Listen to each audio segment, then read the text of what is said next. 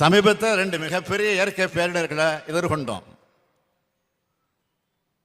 அப்ப ஏற்பட்ட பாதிப்புகளை சரி செய்ய 37,000 கோடி ரூபாய் நிவாரண நிதி கேட்டோம்.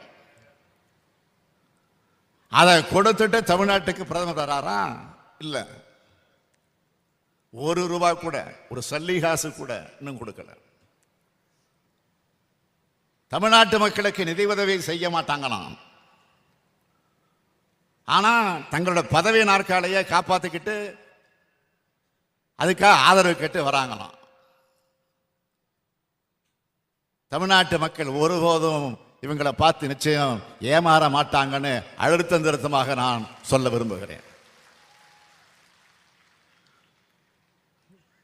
தமிழ்நாட்டு உரிமைகளுக்காகவும் தமிழ்நாட்டின் வளர்ச்சிக்காகவும் பாடுபட்டு கொண்டிருக்கும் நமது திராவிட மாடல் அரசியல் பக்கம்தான் தமிழ்நாட்டு மக்கள் என்றைக்கும் உறுதுணையாக